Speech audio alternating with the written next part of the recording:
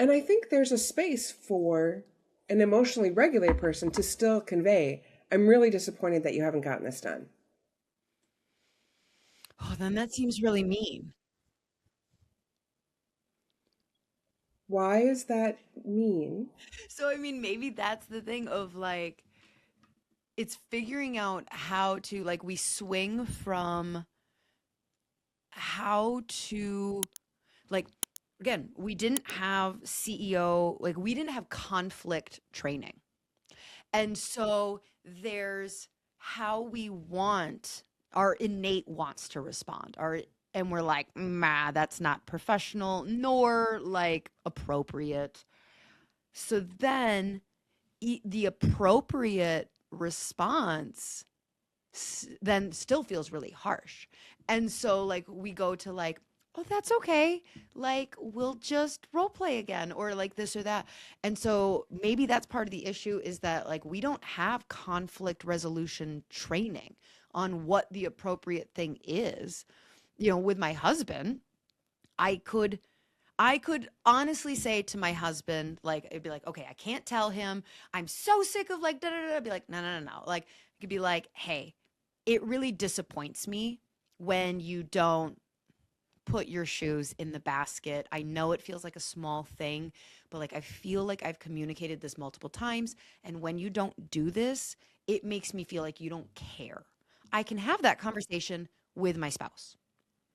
But at work, for some reason, that feels inappropriate still. It feel like, and would you say that that isn't, how would I communicate the same thing in a professional setting? Right, because in at home, you're really leveraging the fact that your loved ones don't want you to feel bad, Right. right? So we're talking about feelings. In the workplace, it's more of this is the expectation for that this SOP we've created. The expectation is you're Right. going to follow it. So the feeling I'm conveying of being angry or disappointed, it isn't No necessarily place for emotions. Right. about me. Right. Like we just I think Right. there is a place. I absolutely But I it's coach a not lot of about folks. I'm disappointed in you. You're making me feel unheard. Am I allowed to say that? Yeah. You're allowed to say Well, yeah. anything. And I would offer that there's a space for some emotional vulnerability as leaders that really takes the power back to us in that situation, Okay. right? When What would we that are, look like? that would look like, I'm really disappointed to hear that we haven't implemented this SOP we all agreed upon. I think I need to take a few minutes and then we're going to have a conversation about how to make this better. Oh my God. Jenny Lind, you just made me crawl inside my body. Okay, is Woo! there a softer, kinder way Absolutely. to Absolutely. Okay, I'm a fan of So, kind candor.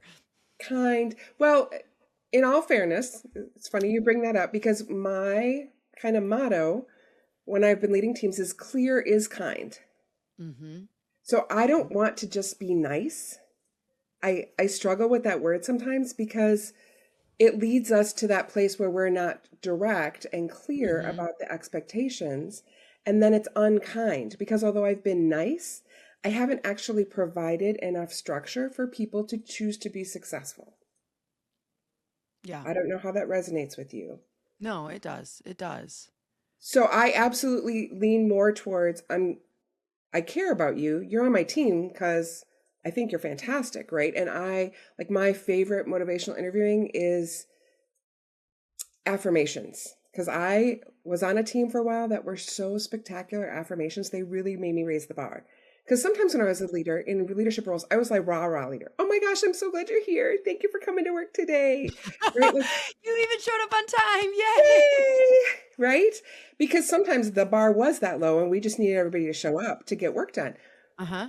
And that's not an affirmation, Okay. Yeah, no. right? An expectation, right? It's the basic expectation.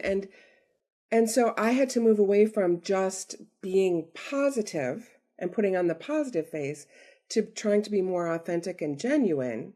And the middle line between that for me is clear as kind. So I do want to be clear because that's the kindest thing I can do for someone. So when I was imagining that and saying that, I was thinking, I am mad. I am mad because this should have happened a week or two ago, and I would really like to swear about it. And I know that that's not appropriate here, right? With, our assistant Jane who isn't following the SOP. So to say I am disappointed and I need a little bit of time to think about how we're gonna get this back on track is allowing some of that emotional, like, hey, because also in that minute, I don't want to talk about how we're gonna fix this. If I just found out right now and that person's standing in front of me, I know for my own Don't self-regulation. have the bandwidth to walk Yeah, you through yeah. fixing it a third time. Correct. I'm going to need to take a break and think about this and take a little bit of processing time. And then I can come back and say, so tell me what the barrier was to you following the SOP that you knew was here. Okay, can I ask a question that it's okay if you don't know the answer to, though? Please. So to me, saying like, I'm going to need a minute and I'll come back to this is going to be damaging to that employee because they're like, oh, I pissed her off. Like like, oh, fuck. And now they're scared of me Mm, because interesting. I actually got upset, even though I handled it well.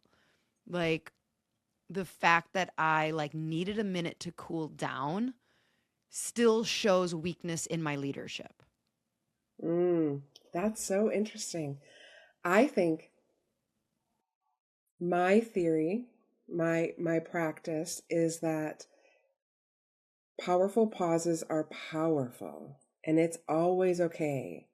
Whether it's, ooh, that's a really good question. And you'll see I do this. I literally put a finger in front of my mouth so I stop talking. Because I know I'm a chatty gal and I would like to give my brain a minute to think about it. So I say, oh, that's such an interesting idea. So what if so I will like make myself block my mouth, count to 3, and then proceed. And it's not manipulative anyway. I'm trying to give my brain a chance to catch up and get the words in the right order so that I say the things that are respectful, supportive, kind in the moment to anything. So I use a lot of pauses in my coaching. We have some uncomfortable pauses. Sometimes I ask a question and somebody's got to sit with it for a minute, and that's okay. Like not being afraid of the silence with it. And then that extends to, gosh, maybe it's not even I'm disappointed. This caught me off guard. I think I want a few minutes to think about it. And we have a patient coming in. Could we catch up at our next break time, between patients? Like, again, pulling back from the abrasiveness or the emotional sharing, but rather just admitting, like, oh, as a leader, I want to be thoughtful. And you could say that. I've certainly Mhm. said that before. Hey, Mhm. listen, if I'm supposed to be the one in charge of this group, I'm going to be more thoughtful about how I respond. And I need a few minutes to think about that. I don't Yeah. want to just Yeah. Yeah. blurt my Yeah, I emotional don't response. it doesn't feel punitive. I think that that's where, Right. like, my brain went was, like and maybe that says a lot about my childhood and stuff like that, of, like, "I'm gonna punish you by, like, putting you in timeout for a minute, and we'll circle back and address this when you've thought about your actions," like, type of thing, even though none of that was said, but, like, the Right. original way was just like, "Oh my gosh." It's the opposite that's true, right? I'm the mom Right. going, It's like, "No, I'm mommy needs trying a timeout. mommy needs a timeout." I'm going to go sit in the bathroom for 5 minutes and then I'll be back and we'll talk about what mom's reaction to this is going to be. Mhm. It's not, but I also hear you in that depending on, we all have that big bag of life experience that we're carrying around with us. Depending on what yours is, they may very well, in fact, receive it the way you received it. So absolutely finding that thing that feels natural to you, because we all have a little bit different style, even if we were, exactly the same in how we would maybe think something, we're going to say it differently based on our own experiences. So finding that thing that feels good to you, even to take a pause during a conversation, right? Like I said, that's such a good thought. And then I literally, hmm.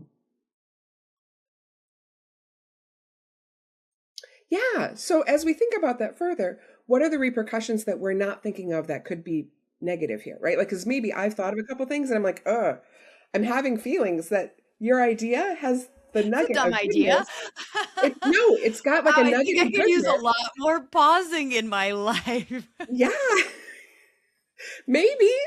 I Okay. find that for me, again, because I like you, we're very passionate, women in positions of power, we do have to manage those feelings differently with others. That's fair or not, that's what we're socialized to.